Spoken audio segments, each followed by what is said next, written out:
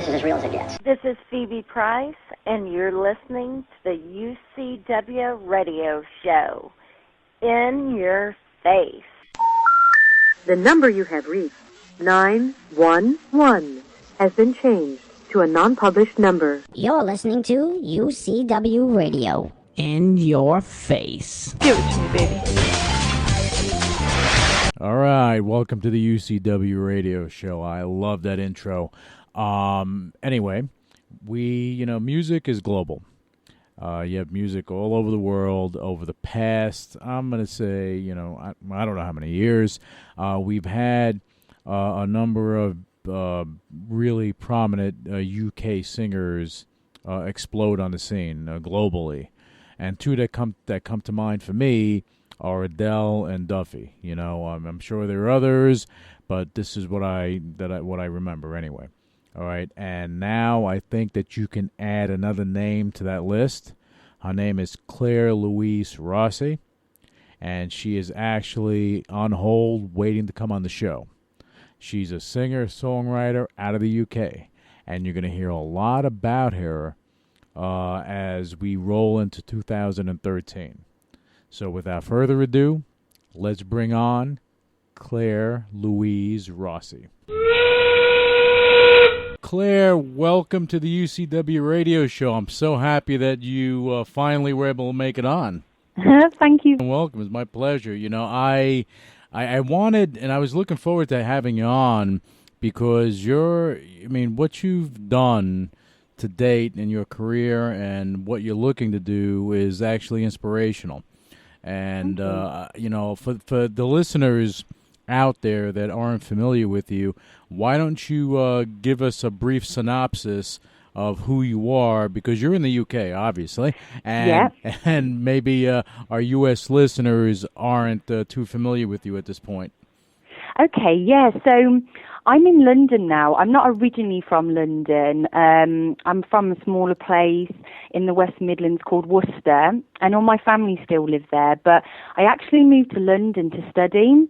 And I studied for a dance degree, but I've always, done singing, dancing, acting, playing the piano, anything basically to do with the performing arts. And then once I finished university, I just stayed in London because it's where all the opportunities are. I just love London. I love being in the city. And I never went back home. And you just stood there and you were chasing your dream, kind of. Yeah, because I didn't kind of, up sticks and think, right, I'm moving to the big city to try and make my dreams happen. It was a gradual thing. I actually moved to study because I thought, okay, I need a kind of plan B, if things don't work out. So I got myself a degree, but things have just gone so well for me. And I ended up just doing dance in the end at university, but I've kind of just doing more singing now. Well, you've done. Obviously a lot of dancing, and we're going to go into the recent major events that have transpired in your life, because I think people will find it very interesting. The bottom line is you went to school for dance, and you being smart as an entertainer, you're not just living and looking at gazing at the stars, hoping for a miracle. You were working hard, but you also were smart about it. And you knew that you needed to have a backup plan just in case. Yeah, and as well, you see, coming from Worcester, I didn't know anybody in London. It's not like I come from a family of performers where we're based in London. It's like having contacts in the industry. I didn't have any of that. But I said to my parents, I really want to go to London. And it was just a real gradual thing. And I think my confidence grew as well through my studies, through performing, everything I had to do, and meeting lots of people. And I thought, I can do this actually. And you've been doing it, you went from dance and you did something big with dance, but you wanted to go into singing because you obviously are talented, but you also had a passion just to perform, whether it be dancing or singing, and you started venturing out doing that. Yeah, and as well, with dance, I mean, it's like singing, it's so competitive. But I just thought, I think I can really make a career out of music. Mm-hmm. Dancing is so competitive. I've been to auditions in London, and at one audition, I remember they split the dancers and singers to each side of the room, and the amount of dancers compared to singers, it was like, wow, there were so many more dancers. And I mean, anyone who knows the music industry is massively competitive, but I think, I could really make a career out of music rather than dancing. And you know what's funny is that, you express your experience, but I don't know. I watch American Idol. I see a lot of singers out there. There are a lot of people out there that try. Okay. Yeah, I think, I was thinking the other day, because I was on YouTube, and there's these singers and they're so good, and then you look and they're like 15 years old, and you're like, what? Like, how are you that good so young? But I think it's because we're so exposed to it today. You didn't have YouTube or all these reality shows that are now, in 2012, what it's like. We're so exposed to, saturated with everything to do with singing, talent shows. Mm-hmm. Yeah, and then you have kids out there that say, hey, I want to sing, or maybe they sing in the shower and their parents say, hey, you know what, you should go try out for this. And, the reality shows, I don't care if it's X Factor, American Idol, or I don't know what it's called over there, UK Idol, I don't know. Yeah. Yeah, it is, right? Look at me. Yeah, we've got X Factor, right. And we've just, I think it was last year, we just started The Voice, because I know that that was in the US first, The Voice, but now we've got it here. It just started, but we've had X Factor for a long time. Yeah, you guys had it there before it came over here. Yeah, that's right. Yeah, and you got Simon Cowell. Yeah, exactly. He came over and he invaded the States, and that was it. Yeah. But look, you have kids that have more opportunities now. There's no doubt about it. You can go and sing and put together a video, get it on YouTube, and all of a sudden, boom, somebody sees it, and you get yourself a nice deal with someone. So those those opportunities are there. But for you, you're talented, okay, and you went into singing. You're also a songwriter. Yeah, that's right. Yeah. Okay, and you did some nice collaborations not too long ago. I had the opportunity to work with a British artist. His name's Labyrinth. I don't know how well he's known in the US, because he's only recently released his first album in the UK. He was kind of behind the scenes. He's done a lot of songwriting, a lot of producing for other artists. But he's just released his own album, and I got to work with him. It was on a website called Talent House, and they had an opportunity to work with him, and I've been a fan of his for a long time, even when I heard his stuff that he'd done with other people. And I thought, what are the chances, of him putting an opportunity out like that? And I entered one of my songs I wrote called Designed to Fly. And it's funny because he's kind of electronic artist, producer, and what I entered was just really raw. It was just myself, piano, a few strings. It was really raw, but I thought if he likes it, he likes it. There's nothing done to the song, and he chose my song. And then you got a lot of exposure for that. Yes, it was really good for exposure. We then went on to do a launch at HMV in central London, where he did a small performance, and we showcased the track with a video, and it just really raised my profile. It was a wonderful experience, but also opened some doors for me as well. Yeah, well, it showed you that, hey, guess what? You are that good, and you saw the light at the end of the tunnel. Yeah. Yeah, and that's great stuff. And let's get back to your dancing. And I was going to mention it earlier, but I figured let me just wait till we're like 7-8 minutes into this interview to bring it up. But your dancing got you something interesting at the London Olympics. Yeah, that's right. I performed in the opening ceremony, and that was incredible. Because I hadn't, since university, I hadn't done a lot of dancing, and I still love it. I love it now. But I mean, I'm doing a lot more singing and writing. And my friend said to me, I'm going to audition for the Olympics, the closing date soon. Do you want me to sign you up? And I said, yeah, definitely. And we went to 2 auditions. And then I got an email saying that I'd been chosen to perform in the opening ceremony. And it was just incredible because it's something that I've never done in my life, and I probably will never, ever do again in my lifetime.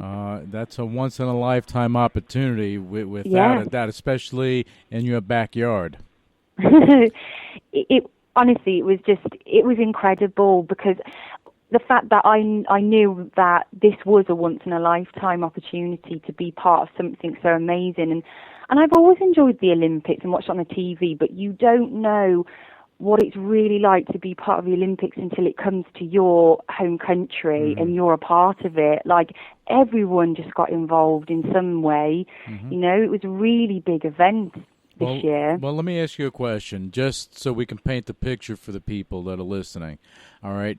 You walk in to the stadium, the massive stadium. Yeah. How are you feeling at that point?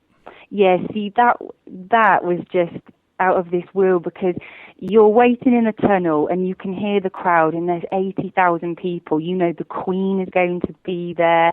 And you just walk out, and it's just such an incredible feeling. You have to remember that you actually are performing. Like, I'm just looking around, smiling at everyone, you know, looking at the crowd. And you have to, like, remember, oh, in a minute, I've actually got to perform a routine, you know, that I've practiced over and over again. And I'm thinking, am I going to do it right? Because you can practice something so much, but when the adrenaline kicks in and you know that the whole world is watching, 80,000 people, the Queen is there, you know, you kind of forget, you know, what you're supposed to be doing. Yeah, and there's no pressure there, right? Well, this is it. I mean, you know, I don't know about a solo performance, but that would have been real pressure. So I was, you know, part of, in my section there was like 1,400 dancers, but obviously, you still got to make sure you get your routine correct. Yeah, well, everyone has to be in sync, and everything has to go without any hiccups because, you know, everyone's watching. The world is watching. You want to impress, you know. You want people to be really impressed by, you know, what Danny Boyle did, what he produced. You want the whole world to say, wow, London did so good. Yeah. And I feel we did. I hope the rest of the world thought that. I saw lots of great reviews about the opening ceremony. Oh, yeah, it was amazing. I caught it. It was amazing. And, and again, you had a once-in-a-lifetime opportunity, and you took advantage of it. It wasn't, you know, it wasn't something that, I guess it's not something that everyone has an opportunity to do, you know, so it's like, wow. And it's pretty cool to put on your resume. Oh, absolutely. You know, I've got like my certificate. I've also framed my letter that I got from the Prime Minister. You know, he sent letters to everyone that was involved, just thanking them, and that was really nice. So I framed that.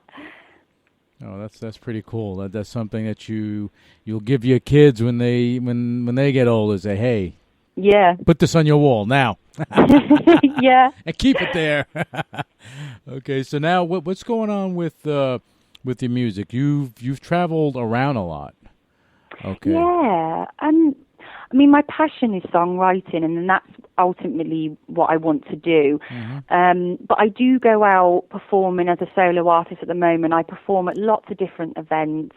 It's mainly performing covers, but I've also had, you know, some really fantastic gigs, but also got to travel. Like last year, I was flown to West Africa. I went to Sierra Leone to perform, and I was there for about, I think, 5 nights, something. I wasn't very long, but it was just an absolutely incredible experience. Like, you know, never dreamt of going somewhere like that.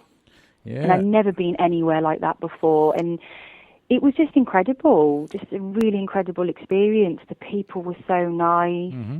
And, you know, I only see that sort of stuff on TV. I've never seen poverty like that with my own eyes.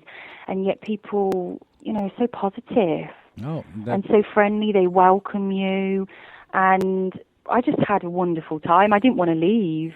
well, I mean, that's the thing. You know, I've been to West Africa. I've pretty much lived there for a little while, and I've been to a lot of countries in West Africa. And yeah, you're right. The poverty level is very high, but the people, you have a lot of good people there that smile. They welcome you with open arms, and that's it. You know, I mean, they're not thinking about their poverty.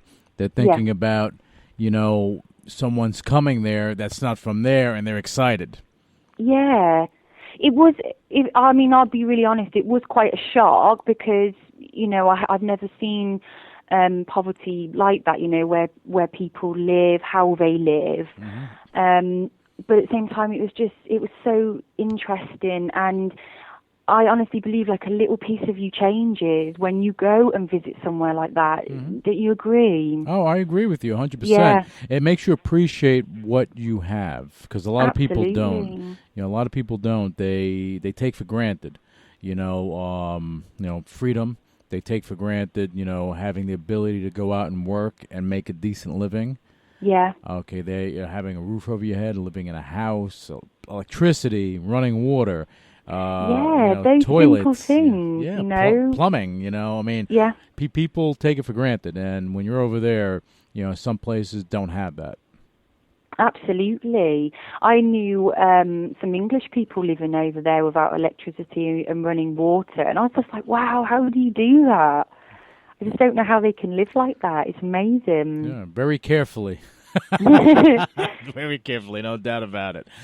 Now, when coming off the heels of that, you know, you had a plan when you came back, and you wanted to get yourself out there. You've done some modeling too, okay? I've done some modeling, which I did really enjoy, but I enjoy it when it's for me. I worked for different companies and some great campaigns, but to me, it's like, you know, you have to do as you're told, wear what you're told in your makeup. I really enjoy the photo shoots when they're for me as an artist, rather than being a model. I don't think I could be a model as a career. I just really enjoy the creative side of writing my own music and expressing myself. Rather than modeling, I feel you don't really express yourself. No, I agree with you. You know, you need to see. I mean, I guess people that enjoy modeling, you know, I mean, you have to really enjoy it. It's not hard work because you're not breaking your back, but then again, it's not easy because you have to, you know. Well, I guess you have to work with the photographer that you're in sync with, because if not, the shoot can go very badly quickly. Yeah. You know, so, and I know a lot of models, and that's their thing, that they, you know, it's you have to hone your craft, and it's not for everyone. Yeah, that's it. I found that I actually found modelling quite tough. It's a lot of castings. You know, you have to be prepared to go through all that, and you know, I just didn't find it was for me, because it's same with singing. You know, I've been to tons of auditions, and, you know, that's just as hard. You've just got to, you know, what is your passion? And modelling wasn't really my passion, whereas music is. And and again, you're writing, you're singing. Now we're gonna get to the meat of things, okay? And because we were speaking. You came to the States not too long ago. Yeah. In September, so it wasn't that long ago at all. I've only been back a few weeks. Yeah, and you went over there for a reason. Well, it was mainly for a holiday, but I did go over there as well to meet a company. They had contacted me earlier this year, and it was a random email, and they told me they really liked my singing. They didn't actually realise I was based in the UK, and they asked me to call them, and I said, you know, do you know I'm based in the UK? And they said, no. If you come to LA, you know, come and meet us. And I've been thinking of going to America this year, but I didn't know whether to go to LA. I've got family in Florida. But after getting the email, I thought, no, I'm going to go over to LA, have a holiday, but go meet this company, see what they're going to say to me. And it just went really, really well. The first meeting went really well. They listened to my songs, my voice, and we kind of left it as, write more songs, send them over to us. Mm-hmm. And then the evening after the meeting, I got an email from them saying, we've listened to your CD again. We have looked at everything of you online. We really like you. We'd really like to be your management. So then I had another meeting with them the following night, and yeah, it was just amazing. They when they told me they wanted to be my management, and it kind of all happened so quickly. I didn't expect it at all. Well, all I can say is this: if they're gonna be managing you, they're fortunate to have you. Okay, you. and all I know is they better do the right thing by you. Okay, right? Because now that I know about this, I'm gonna be on top of you. Not literally, but I'm just gonna say I'm gonna ask you questions and find out what's going on, so that we know, that you're on the right path. Because I think that all you needed was that opening. In the UK, you have a lot of big singers that came out, big recording artists. I mean, the most notables that come to mind for me are like Duffy and Adele. Okay, but they gained international fame. I know Adele's still relevant. I don't know about Duffy. I don't know what she does. But these doors were opened. Now, do you think that these doors being open for them has paved a way to allow you to actually take advantage of what's going on now? Sorry, say that again. What the road that was paved by doors opening for them, okay, and them getting the exposure, and when with the internet, everything else. Do you think that has made your job a little easier to get yourself out where you need to be? Yeah, I mean, like artists like Adele, I mean, she's done absolutely incredible. I mean, her success in the US has been incredible, hasn't it? I mean, like a British artist to do so well in the US, because I know a lot of British artists, they start off, in the UK, and then they try and crack America, and a lot of them don't succeed. Mm-hmm. And I actually was working towards a showcase in the UK. Once I'd worked with Labyrinth, it opened a few doors for me, and a lot of my stuff was sent to some management, and they said the first thing they're going to ask is to see you live, is set up a showcase of you performing your original music. Mm-hmm. And that's what I was working towards.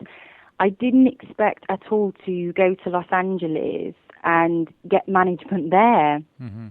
At all. It was a real surprise that actually I probably might end up doing it the other way round, as in like start in America and then maybe get known in the UK.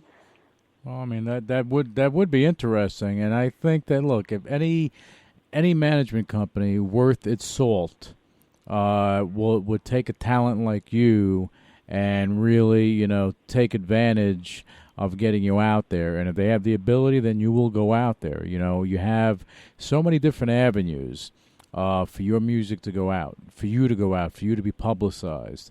The internet has opened up so many doors and windows and garage doors and everything for everyone to get exposure, because, look, digital is the now, digital is the future. So, I don't see why they would have an issue with doing that, because, labels, as you know, in the music industry right now, labels, they're irrelevant pretty much. Because you can actually go and produce your own stuff, get it out there, and build your own company. Yeah. Okay, and do that yourself as long as you have the following. MC Hammer was one guy that was doing that years ago out of the trunk of his car. He was selling his CDs. He was promoting himself, and he became big. A lot. Even what was it? The Soulja Boy, the rapper. Okay, he just put his stuff on YouTube, became a big sensation. So, if you have the drive and you have a plan and you work hard, things happen. Yeah. Okay, I mean, being lazy doesn't work for anyone. Oh, absolutely not. And it's funny you saying that, because I've had friends say to me from university, when we've met up, they're like, I can't believe you've just kept going and kept going, because all my friends that studied dance as well, they found it hard to pursue careers as dancers, because it is so tough, as well, kind of living on a shoestring. I've kind of, after university, I was very poor for a long time, and at times that really got to me. But you see, I knew by going out and getting myself another career, I never would be happy. Mm-hmm. I've always known what I wanted to do, and I've just stuck at it. And more and more great things are happening, and I just feel like now I'm getting the rewards of all my hard work and being poor. Yeah, I mean, look, it's easy to give up. It's so easy to say, okay, I can't do it. It's too hard. Yeah. You could have done that. You could. I mean, you could have done it at any given time, and no one would have said anything. They would have said, "Yeah, you're right. It's so hard. Don't go get a 9 to 5, and that'll be your life." Mm. You get a job, and you'll work 9 to 5. You won't deal with music anymore, and that'll be your life. But I think if you would have did something like that, you would be extremely unhappy. Yeah, absolutely. I mean, at times when it's got really tough and you don't feel like things are happening, and you're not earning much money, it's so easy to say, I've really had enough. But I've always thought I've got to look at the bigger picture of if I get through this and things go well, hope I never have to look back. Yeah, and plus, you're in London, so you don't want to have to take the tube to work, because that tube is rough. Yes, that tube is rough. Oh my God, I've been on that, and woo, boy, it's really draining. London is. It really is. Oh Lord, yeah, those memories of that tube. But yeah, I mean, you don't want to have that. And you're not built to have that ordinary life, and I don't even know what ordinary is anymore. But you're destined to go and do greater things with your music and everything else. And on that note, what we're gonna do, we're gonna take a quick break, Claire, and we're going to listen. We're gonna listen to your song, okay. Designed to Fly.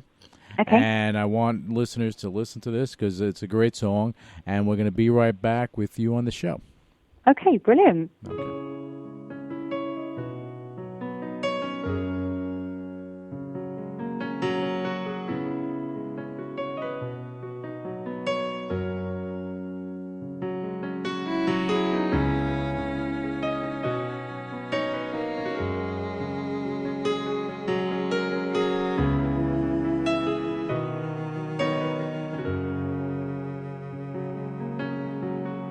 I pretend I'm okay, the tears won't fall, but the doubt takes over my mind. I never want to regret the chance I didn't take. Discard the feelings of never being good enough. But someone told me, if I could just remain the same, don't you ever go and change.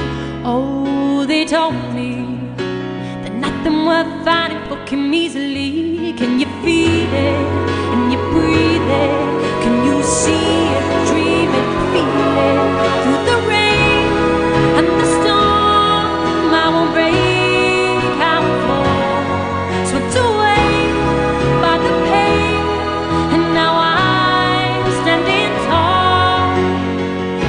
I spread my wings and I'm designed to fly, and no one's gonna shoot me down. So close to the edge, I'm weak, I fall, like I never rise from the depths of my sorrow. so deep. I need to see the sun grace the sky once more. Light up the pathway that I chose before. But someone told me if I could just remain the same, don't you ever go and change. Oh, they told me that nothing worth fighting for came easily. Can you feel it? Can you breathe it? Can you see it? Dream it, feel it. Through the rain and the storm, I won't break, I won't fall. Swept away by the pain, and now I'm standing tall. I spread my wings and I'm designed to fly. And no one's gonna shoot me down. Don't let no one tell you you can't live your dream. Stand up tall or ever hardly be seen. Don't live a lie. Love your heart's desires. Just let go of all the negativity. Say goodbye, free yourself from misery. Stay true to yourself. Forget everyone else. Can you feel it? Can you breathe it? Can you see it? Dream it, feel it. Through the rain and the storm, I won't break, I won't fall. Swept away by the pain, and now I'm standing tall. I spread my wings and I'm designed to fly. And no one's gonna shoot me down.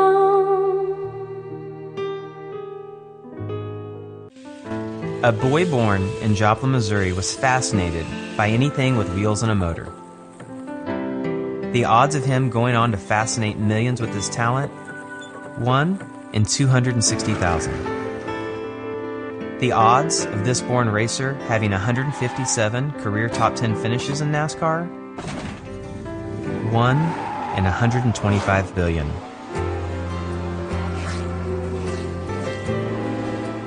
The odds of him winning both the Daytona 500 and the Brickyard 400 in the same year? 1 in 195 million.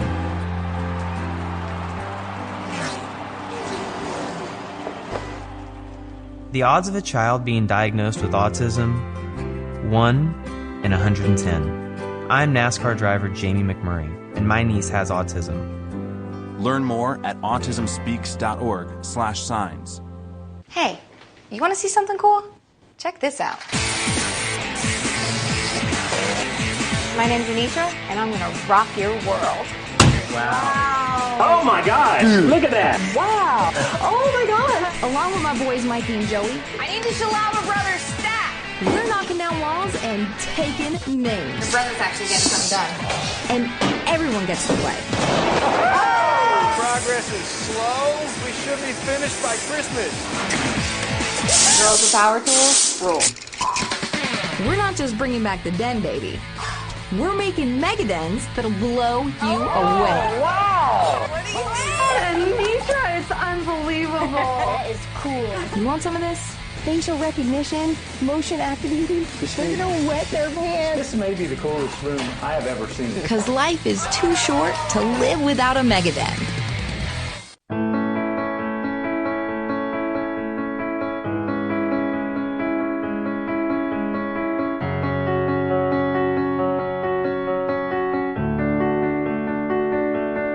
I heard that you're settled down, that you found a girl and you're married now.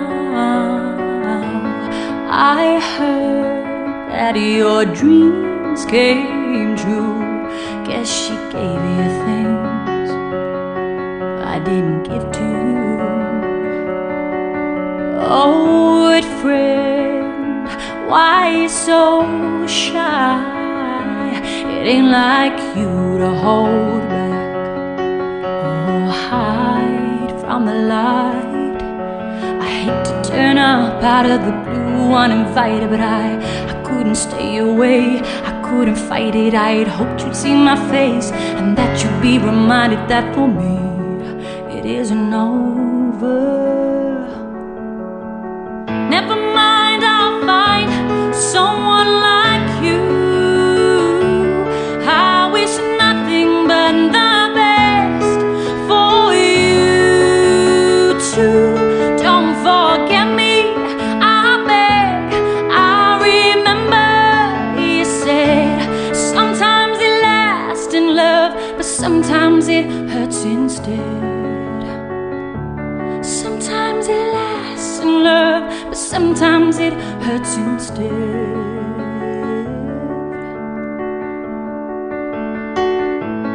You know how the time flies. Only yesterday was the time of our lives. We were born and raised in a summer haze, bound by the surprise of our glory days. I hate to turn up out of the blue uninvited, but I couldn't stay away. I couldn't fight it. I had hoped you'd see my face and that you'd be reminded that for me it isn't over. Never mind, I'll find someone like you. I wish nothing but the best for you too. Don't forget me, I beg. I remember you said sometimes it lasts in love, but sometimes it hurts instead.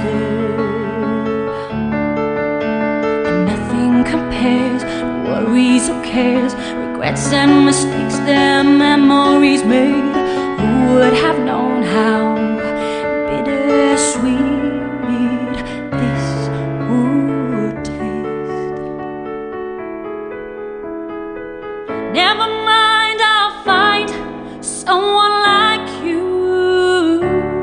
I wish nothing but the best for you too. Don't forget me, I beg. I remember you said sometimes it lasts in love, but sometimes it hurts instead. Never mind, I'll find someone like you. I wish nothing but the best for you too. Don't forget me, I beg. I remember you said sometimes it lasts in love, but sometimes it hurts instead. Sometimes it lasts in love, but sometimes it hurts instead.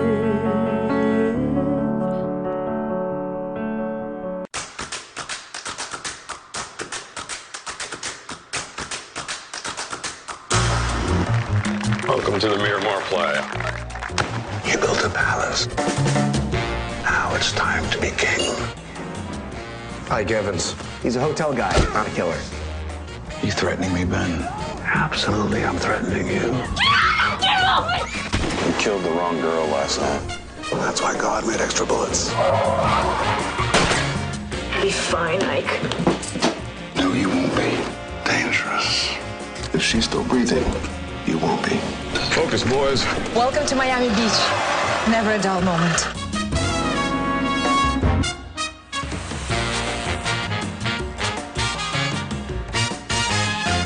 All right, welcome back to the UCW radio show. We're here with Claire Louise Rossi from the UK. Welcome back, Claire. Thank you. All right, we're gonna have some fun right now with the show because I know just so our listeners understand that it's very late in the UK as we're doing this show because it's almost midnight over there or around midnight. And so we're trying to keep Claire up a little bit. We're Try to keep her up, So now, where do you see yourself going, Claire? We talked about your dancing, talked about your music. You've done some modeling, you've done some campaigns. You kind of know where you've been and where you are right now, and where you want to be.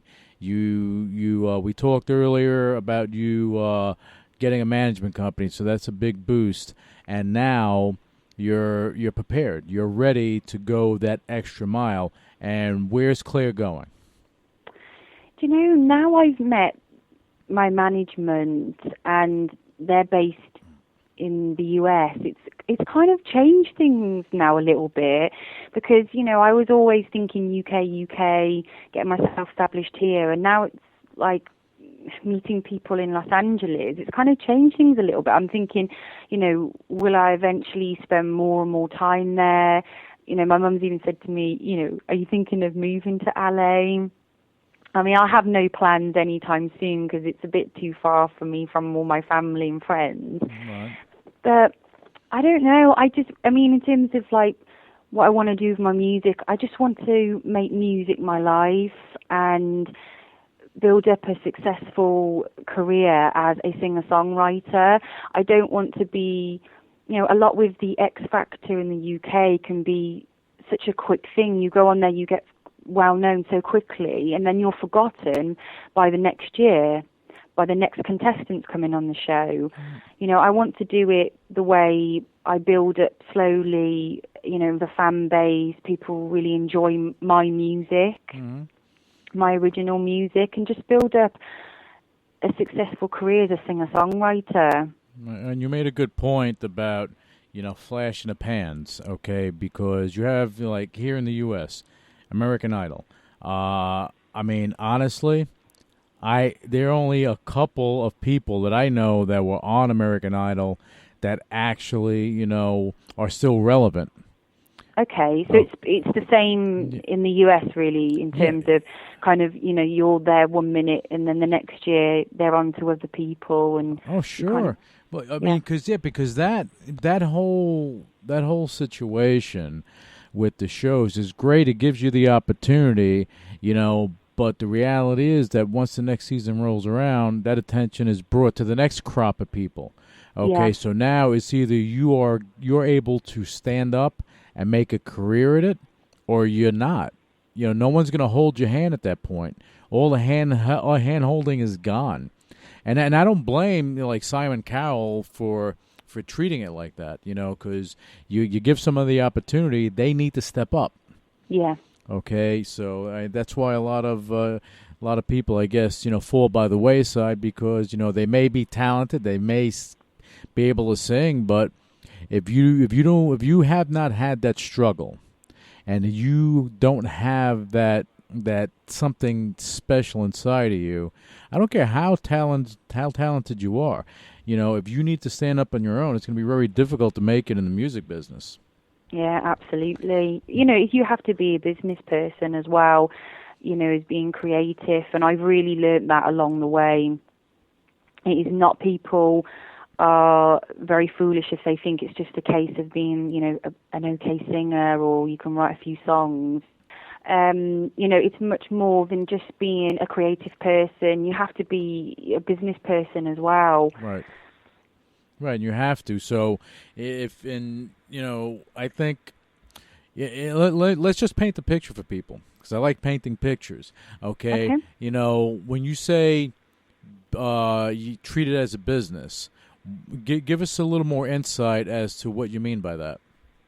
Well, for example, with what I do in the UK, not my songwriting, when I do all my gigs, right, it's really not just turning up for events and singing. It's everything. Like, I've had to build up a repertoire of over 100 songs, building the website, getting really good reviews, dealing with clients, knowing how to talk to the clients, what they would like for their event. It's a lot more than just being a singer. Mm-hmm. And, I've got some really great reviews through working with lots of different people, and, word of mouth, people have then booked me because someone else has recommended me. But the same as well with, like, when you get further in your career with songwriting, like now at the moment with the management, you know, negotiating contracts, you know, getting the help as well to be able to understand all these contracts, you know, what you're signing into. So it's a lot more, definitely. But you're making it a point for you to learn all this. Yeah, I mean, I've spent the last couple of days actually reading all about the business side of music in terms of the contract, what should be in a contract for the artist, protect the artist, all stuff like that. Yeah, because I think sometimes, again, when you have somebody talented and they don't view it as a business, you know, they depend on someone else, okay? And we know how that ends up. We know how it ends up when you're putting your signature on things that you're not familiar with, and you haven't, you know, you don't know what you're signing, and you trust the other person. It could be problematic. We've seen it in movies, we've seen it in real life, okay. And I think and I have to say this, and I will definitely, you know, and I stick to this. I think one of the greatest success stories in music, and one of the most proficient business people in the world of music anywhere, above Simon Cowell, above anyone else in music, is probably Jay-Z. Okay? Right. He understood the business. Yeah. He did his thing and made a success. He went and was at the head of one of the biggest record labels that was around. And he's so relevant that in New York, you know, he's a part owner of the Barclays Center. He's the one that brought it there, that brought a basketball team to Brooklyn. Okay, so he has his hands in so many things. But as a music artist, if you understand the business part of it, and you can correct me if I'm wrong, you understand the business part of it, it actually opens up other doors for you. Yeah. Yeah, because, you know, I've been reading so much stuff lately, and I think, wow, you know, you could really go out and learn the business side of music. You know, you obviously can study the business side of it, but also as well, you know, I have books on songwriting, but then it will, you know, give you lots of paragraphs on like marketing your songs, knowing how the industry works. Mm-hmm. And you know why I wanted to have you on the show? Okay, because first, you're talented, but second, I know, look, well, there are three reasons. If you're talented, I know where you're going to go, and I know what's going to wind up happening, and also, you know, like, and we proved it during this interview, that you're not afraid to say, hey, this is what I'm doing, and I'm going from the ground up and building and learning. I'm not afraid to learn. You know, I enjoy it. Like, look, you're a songwriter, okay? You're a singer. You've done this, okay? You've been doing it, but you'll still pick up a book and try to learn something more. You're always learning. You're always absorbing. I'm going to say you're forever the student. Yeah, absolutely. And I think it was important for people to hear that, because I think, look, sometimes if you have someone talented, they work on their skills, but then, you know, as far as, you know, if you're a singer or an actor or whatever, you work on your skills, but you forget about the other components. Yeah. Okay, because you do that, you're one-dimensional. So you can sing, okay, great, but now what happens when you can't sing anymore? Yeah. You know, I mean, you know, I do understand why people do go on talent shows, because it is really hard, you know, to build up the contacts, to have an understanding.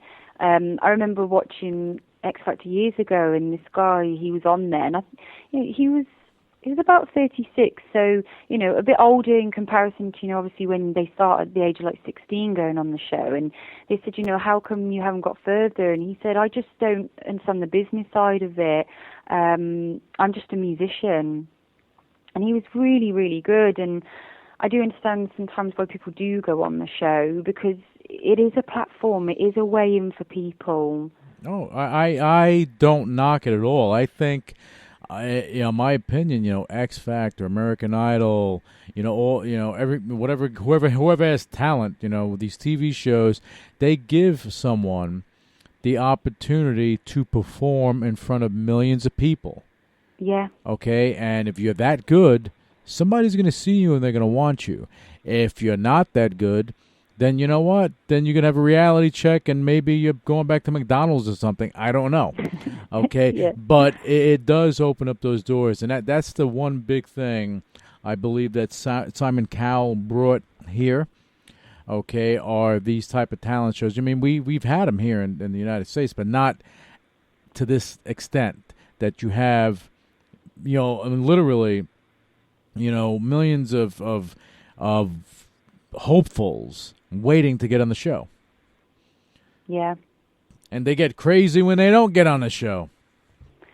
It attracts just thousands and thousands of people, and it must be on such a larger scale in the US, because obviously in comparison to the size of the UK, it's a massive show here, so it just must be huge in America. Oh, it is, and you can see, when they have an aerial view of the people standing outside in the rain, whatever, in the cold, whatever it may be, they'll stand out there for not 10 minutes, not an hour, hours. It can be a half a day that you're out there waiting to get in.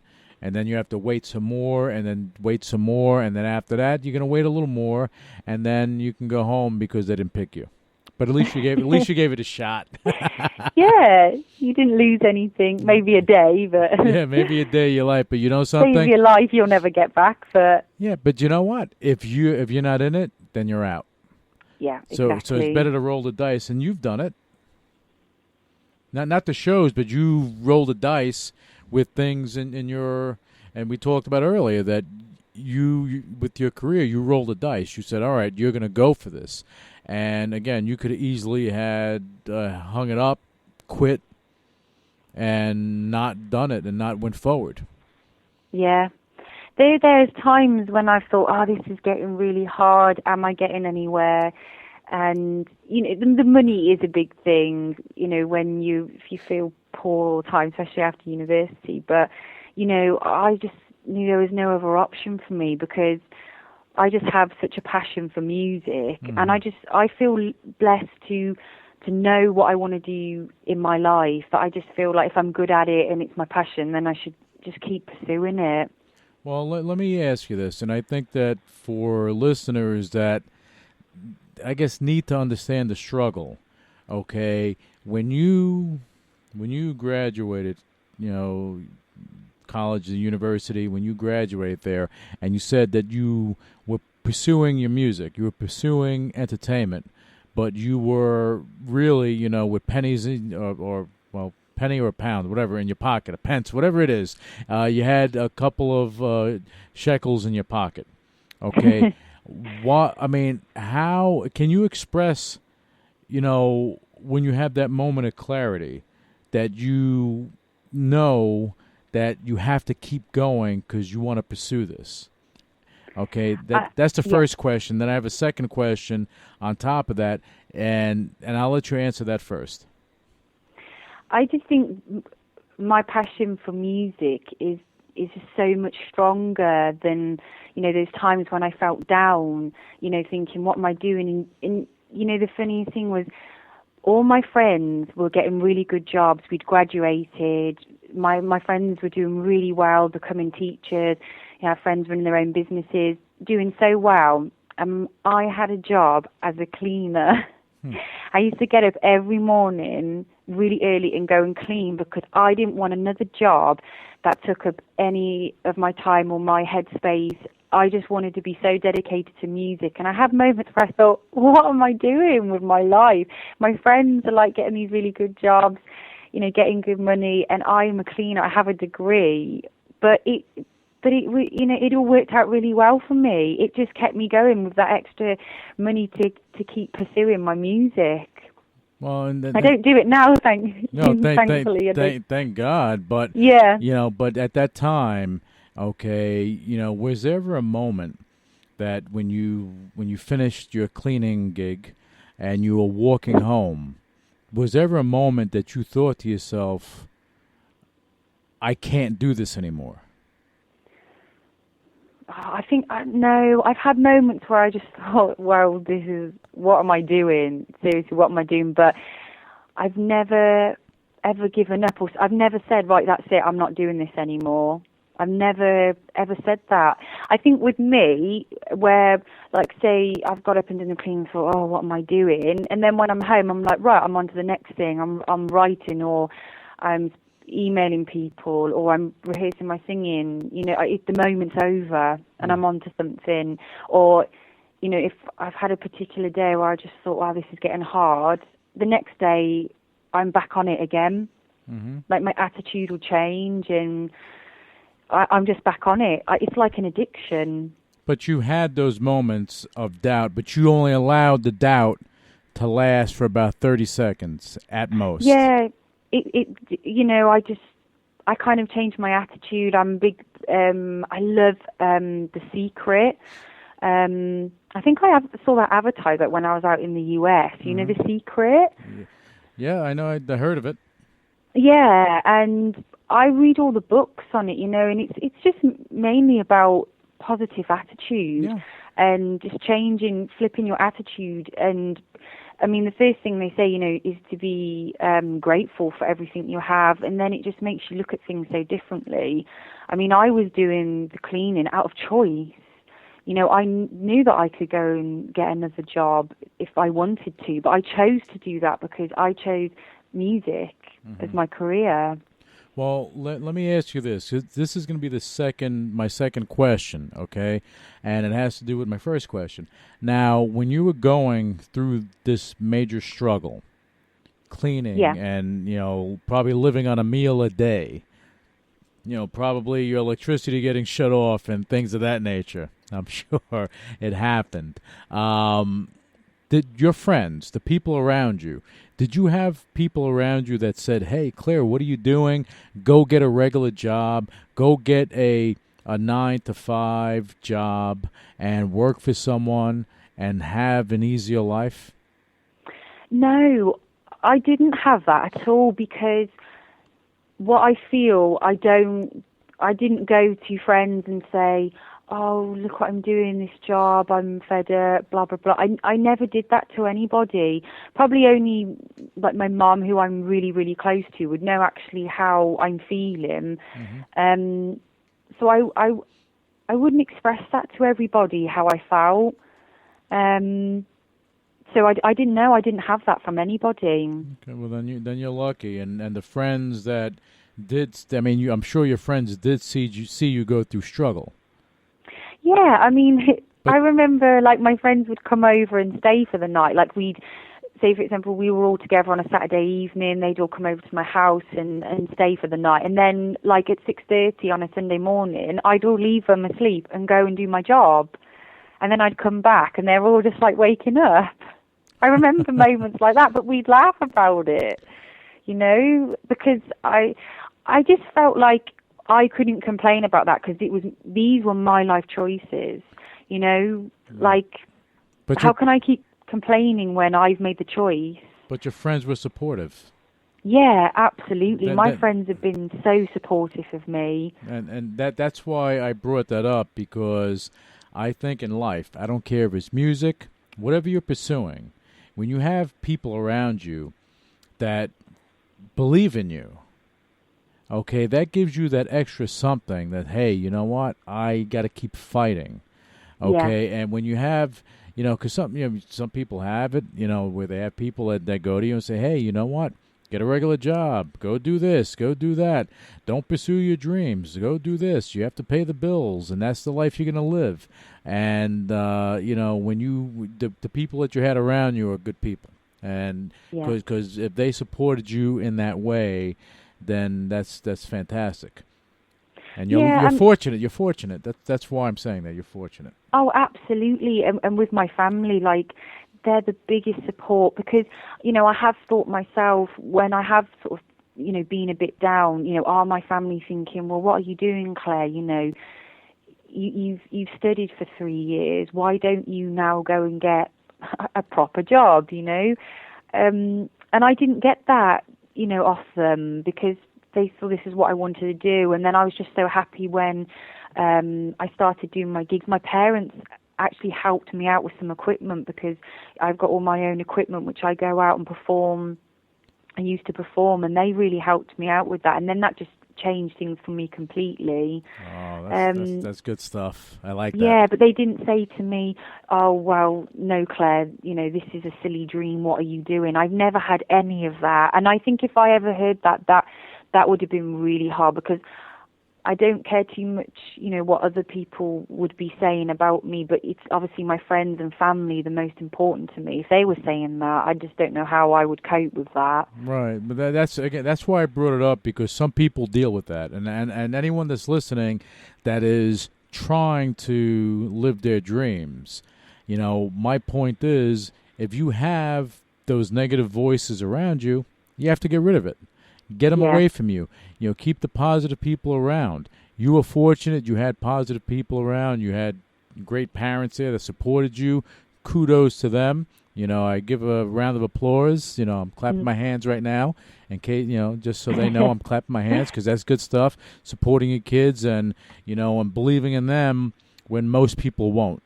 Okay, so, and that is what is, leading you to do everything that you're doing. And, I'm looking for really big things to come from you. Okay, that is a fact. Okay, that's a fact, because you're talented, you have the drive, you have the desire, you have no problem working hard to get there. Absolutely not. I enjoy it. There was a point where I did say to myself, well, I'm not enjoying this, what I'm doing. It was a struggle. And I thought, well, they say, don't they, it's not the destination, it's the journey. And, I thought to myself, well, if I'm going to do this, I really need to enjoy, everything I'm doing, because otherwise life will just pass me by, because there is no guarantees. I mean, it is such a difficult industry. And then I started doing my gigging and meeting lots of great people, and like when I traveled to Africa, and I thought, yeah, I'm really going to enjoy everything I'm doing now. Yeah, and you are, and things are happening, and doors are opening, and it's going to be a beautiful journey. And you're right, you have to enjoy the journey, the good and the bad. Yes. Okay, because it's an experience, and this is life. You keep moving forward. We all have it, but if you're going to have more bad times, but the good times that you have are going to trump all those bad times. They're going to be memories that you're going to laugh about later and say, "Oh my God, I did that." I was actually cleaning toilets. Oh my God. But it's funny, because when I think about it now, like, how did I do that? But you see, I'm not too proud to do that. It didn't bother me, because I knew that I'd been to university and all the, what my friends were doing, and I did think to myself, what am I doing? But at the same time, I was like, I'm not really bothered too much, because I know what I want to do, and I just have to see the bigger picture. Yeah, and that's what you've done. You've seen the bigger picture. That's why. But I'm saying later on, in the next 15 years, you're going to look back, and you're going to chuckle about it, and you're going to shake your head, and you're going to, at the end of the day, your story will inspire someone. Okay, hopefully a lot of people, because the journey, as you mentioned, that's the telltale sign of the person. Okay, that shows who you are. Yeah. Okay, if you go and you give up, that shows who you are. You go and you fight, and you push to make it happen like you are, it shows who you are. All right, so as I said, I look for a lot of big things to happen for you. And what I want you to do now, Claire, if you can do me this big favor, is just let our listeners know how to follow you, how to follow your career, and how to to find out what's going on with you next. Because now you linking up with this management company, it can actually change a lot of things with you on an international scale. Okay, so give that information, because I think our listeners would be interested in learning more about you. Oh, that would be great. If people can follow me on Twitter and Facebook and just support me and my music, that's the biggest thing for me. I would appreciate that so much. You can find me on Twitter, Claire Louise Rossi. I've got a fan page on Facebook if you just search for Claire Louise Rossi. And ClaireLouiseRossi.com is my website, but mainly Twitter and Facebook. I'm constantly updating. Okay, good. And then I think our listeners should actually follow you. Go to ClaireLouiseRossi.com, and you can you have your Twitter links on there too, and your Facebook. Yes, I've got my links on my website. Yeah, that'll be the easiest way. Yeah, just in case they forget. They can actually go there and go to ClaireLouiseRossi.com and click on the Twitter, the Facebook, the YouTube, my tube, everyone's tube. I don't know. Just click on whatever social media is out there and support this talented singer, songwriter, because you're gonna learn more about her. You're gonna hear her, and I know they're gonna hear you because I think that you're gonna get a lot of play. And again, with the way digital media is right now, it's not going to take you years. I think it's just gonna be a matter of months before your music's playing all over the place. So that's a positive thing. That would be great. That's the goal. Yeah, that's the goal. I have faith in you, Claire, and you know that. Okay. Thank you very much. I really appreciate your support and inviting me to be on the show as well. Well, you're more than welcome. You have my support. I believe that I know you're talented, and I believe where you're going to be. That's why having you on now is like, okay, I got you now, because I know later on you're not going to talk to me, but I got you now, though. Of course I will. Yeah, you say that now until later. In 6 months' time, I can talk to you again and tell you so much more. Yeah, well, I hope so. You have to come on and tell me so much more of what's going on, because we want to have the updates. We want to update our listeners on what's going on with you, so they can, again, further follow your career. Sounds good to me. Claire, thank you so much for coming on. It was wonderful, and I think that we got to learn more about you and, get to know you just a little bit better. But we will have you on again. And, again, for our listeners, I'm repeating myself because I want you to write it down. Go to ClaireLouiseRossi.com. That's ClaireLouiseRossi.com. Check her out. Follow her on Twitter, Facebook, this book, that book, or buy a book. Buy her book. If she writes a book, buy the book too. Do everything. But fly to the UK and come and see me. There you go. And for our UK listeners, okay, make sure you go find out where Claire is playing. Go support her because she needs your support. If you're in London, go check it out, and I'm sure you're not going to be disappointed. And Claire, thank you once again. No, thank you very much. Initiating shutdown sequence. You're listening to UCW Radio. In your face. What is your major malfunction? So let it be written. So let it be done. Ladies and gentlemen, my mother thanks you, my father thanks you, my sister thanks you, and I thank you.